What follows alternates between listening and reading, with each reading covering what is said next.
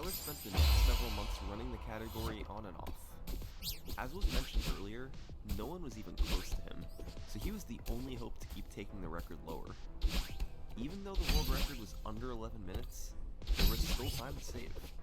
Tyler could avoid the few missed putts he still had, and get more birdies and eagles instead of pars, and be faster between each of his shots. So that's what he worked on doing. He got back-to-back records in the 1050s in April, before coming back for more in June. He had a run that was 13 behind the record after the front 9 hit to some missed putts, but went all out in the back 9. Birdie after birdie, with eagles in too. It would end up being a huge world record of 1040, and given how far behind he was earlier, this run proved that a time in the 1020s was possible. Some more months passed after this record, but in September, something absolutely insane happened. Something that nobody could have seen coming, that changed the way viewers would see Wii Sports Resort golf speedruns. Tyler got a capture button. Armed with a clear video feed, Tyler would continue doing attempts and lowering the record over the course of 2018. His attempt counter showed that he had done more than 13,000 runs of golf. That's a lot of attempts. And a few months later, he would begin using a trick that gave him just slightly better odds than a new record. Windband. In March 2018, Tendog explained how, just like the pin locations, the wind was entirely random either. As was mentioned earlier, there's 8 wind directions. The game is forced to select one of the 8 directions for each of the first 8 holes without repeating any, then do the same for the next 8 holes, before 2 random directions for the final 2 holes. So, whichever direction you get for the first hole, you can guarantee you won't see again until at least hole 9. This comes into play on holes 3 and 5, 2 holes where generally eagles are only possible if the wind isn't blowing south in any of the 3 directions. If you get a southern wind on hole 1, that means that specific wind direction was eliminated for holes 3 and 5 too, because it can't be repeated. So, if Tyler saw wind on hole 1 that didn't point south in some way, he would immediately restart and try again, hoping to boost his odds by a bit by taking one of the southern winds away. Naturally, this would increase his attempt counter since more than half of his runs were reset just seconds into it. It also is convenient because of the new timing method that runners began using. Runs used to start upon selecting 18 holes from the menu, but now started upon pressing restart. That meant the timer now started with about 3 seconds added to it already to compensate, since the game begins quicker after hitting the restart button. Over the next several months, Tyler took a few seconds off the world record. There were highlights such as this run, where he got eagles on holes 3 and 5, but missed several putts after, before bringing it back with this shot in hole 18.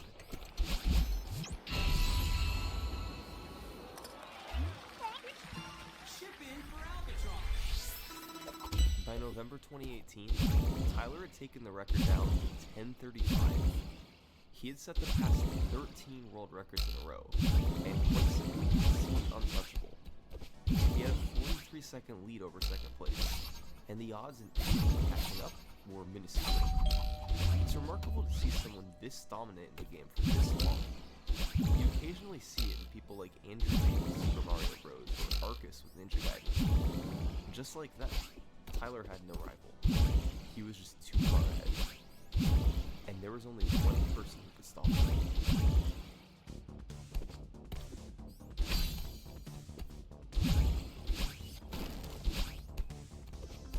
This is Danny, better known as the world record holder in the original Wii Sports Golf. By a mile. His closest rival in that game was none other than Tyler himself, but Danny had a big lead. He was the undisputed champion of Wii Sports Golf, holding the same type of stranglehold in that game as Tyler in Wii Sports Resort. Everyone was waiting for him to start playing Wii Sports Resort Golf, and he finally began in March 2019. Danny was pretty much the only person in the world with the skill needed to catch up to Tyler, so everyone was quickly monitoring his progress. He posted his first personal best on March 16th. This is where he got his time to by April 6th. It became obvious right away that Danny was going to make a push for the world record. He was the only one who could do it. One of his big strengths was sinking putts quickly and accurately, He rarely missed and never took more than a fraction of a second to aim. It was remarkable to watch. Just a few days later, he got off the top. Danny was the new champion, and even though Tyler had been so dominant in the past, this time he wasn't even trying to beat it. So, Danny's record stood alone. And then, 9 months later, Tyler came back. He had one goal in mind: beat 1027, which he had made splits for to compare to. And on attempt number 18,402, he had a shot at it. He was half a second ahead going into the last hole. If he could get an eagle, he would get the record. All he had to do was sink this putt and he would once again be crowned the champion of Wii Sports Resort. Tyler had some work to do.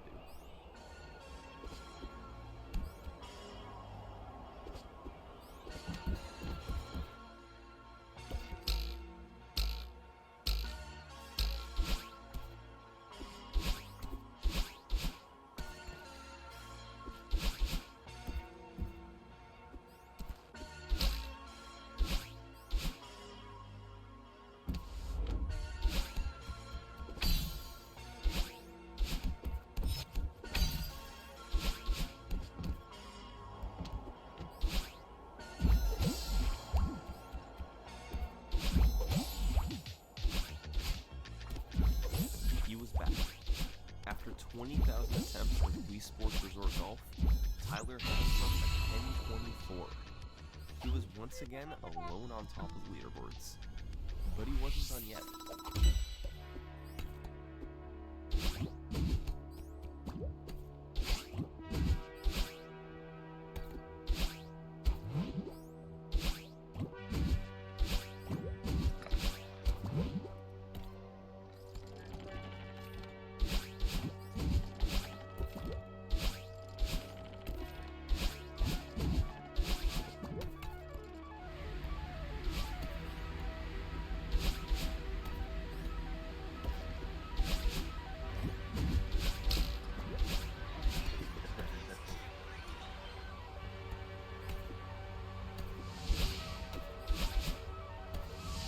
By June 2020, Tyler had taken the record down to 1014, which is where the world record stands today. Tyler is the true champion of Wii Sports Resort Golf. It's hard to argue with nearly 26,000 attempts and 19 world records. His name currently rests at the top of the leaderboard, and it'll probably stay there for a while. How low can the speed run go? Adding together the fastest front 9 holes with the fastest back 9 comes out to 10:05. But getting under 10 minutes is theoretically possible. MD Cross was the first person to get an 11-minute run. Tyler was the first to get a 10-minute run. So, who's going to be the first to get a 9-minute run? Thanks for watching.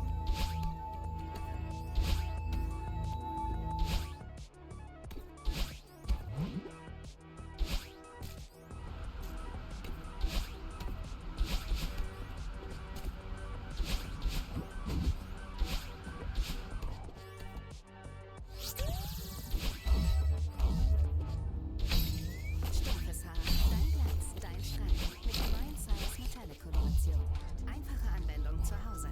Für ein strahlend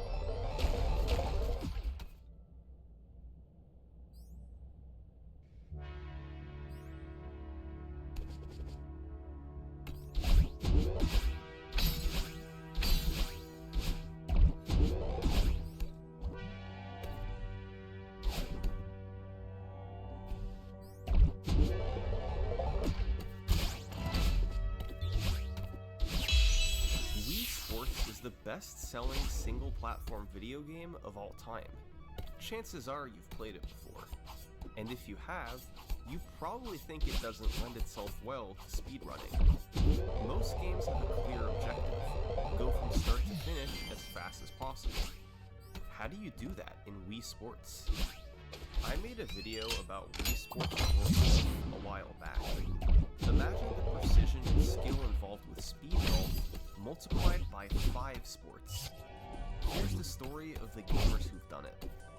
This is the history of Wii Sports World Records.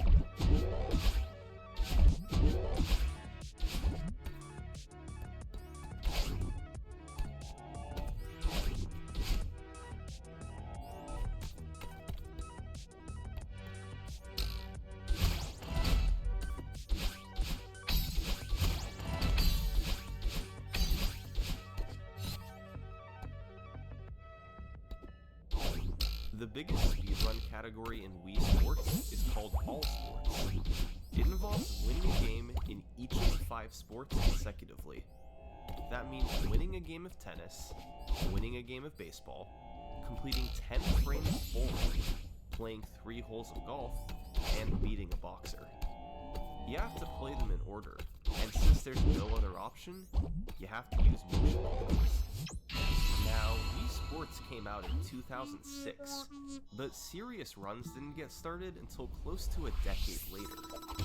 In 2014 and 2015, runs clocking in between 10 and 12 minutes were completed by Clyde823, RSR, and Nate 9000. But as is so often the case, videos either no longer exist or are in very poor quality.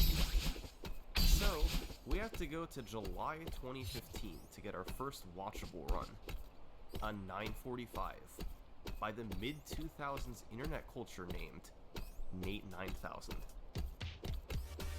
There were 5 sports for Nate to get through.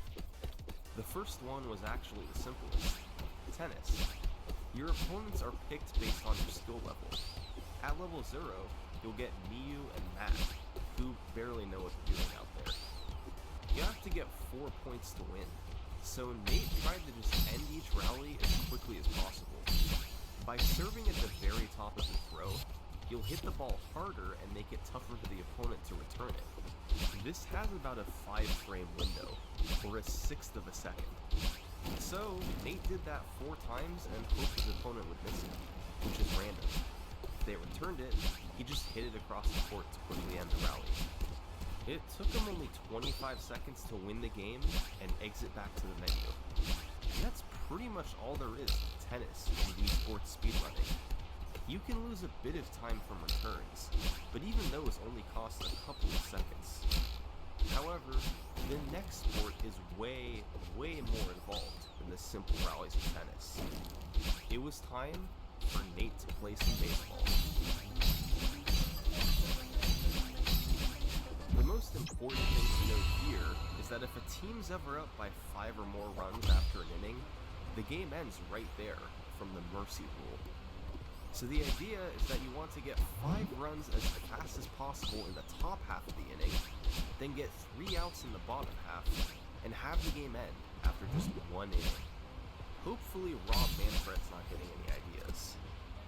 However, getting an optimal inning of baseball is way easier said than done. When batting, there was no real strategy. Just swing at good pitches and pray you get hits. Nate reached on an error, then lined one to left for a base hit. From there, he was off to the races. A double in the gap, then a bloop to right. Some bad luck for Akira on the mound. But there was nothing lucky about the 3-run shot immediately after. That made it 5 runs for Nate, but he still needed to get out twice more to end the inning. So, he just struck out twice on purpose, on fastballs that make Barry Zito look like Boozer Gratterall in comparison. For pitching, you obviously want to get 3 outs without giving up any hits or runs, but there's a lot more to it than that. What you ultimately want to do is turn into Mark Burley. There's a foolish YouTuber who has a video if you want to know more about him, but essentially what it means is you want to induce weak contact for using outs, and not striking people out. Strikeouts always take at least 3 pitches, while a ball in play for an out could be done in just 1 pitch. The problem, of course, is you have little to no control as to whether the batter will swing or not. So you have to make pitches that are good enough to not get barreled, but not so good to just swing and miss. And of course, get super lucky. Nate wasn't so fortunate. His first batter stared at 3 straight strikes, and his second one, well, hit it there. His third batter struck out on a goofus, before he finally got out of the inning on a ground out. Not the ideal baseball split, but there were still 3 sports to go. Next up was bowling. The strategy here was a bit more straightforward. The more strikes you throw, the better, since strikes only involve throwing the ball once per frame instead of twice. There exist setups to get a strike nearly every time, but they're all pretty slow, so Nate just threw it as fast as he could. He only managed 2 strikes, before intentionally missing on frame 10 to avoid the third throw. However, his shots were all fast enough that it was still a decent split. Now, it was time for sport number 4, golf. There are 9 holes playable in Wii Sports, but to count for an all-sports run, all you needed to do was the 3 in beginner mode, or either of the other 3 hole options. And then, it was time to play some speed golf.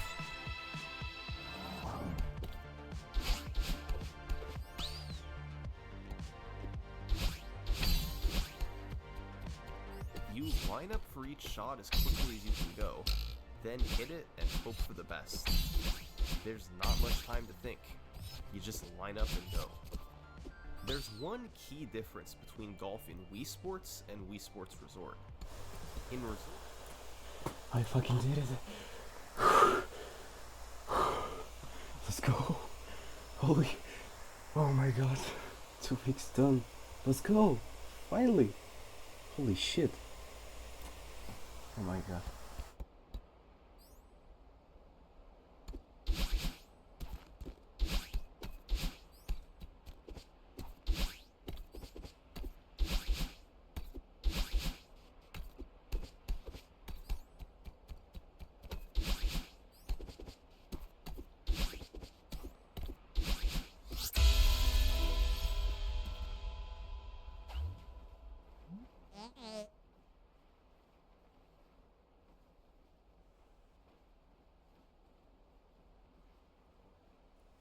Hold on, let me do something.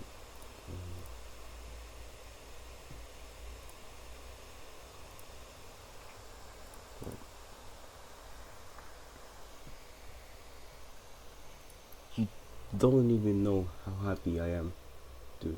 This is the happiest day of my life ever.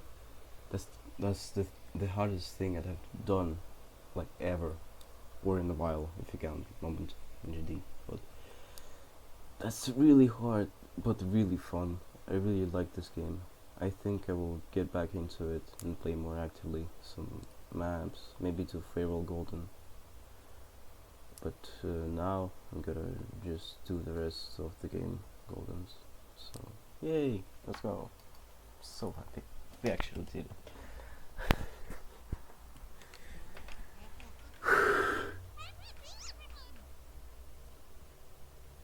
Holy shit. Oh my god.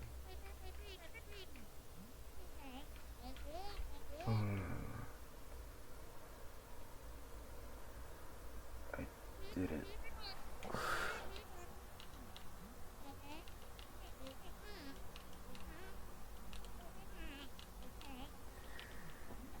Okay, I'll just skip it. I did it. I actually pulled it off. I actually did it. I'm so stoked. I'm so stoked. Dude. It's so good. So good. So good. Yay. My god. Skip cutscene. An epilogue.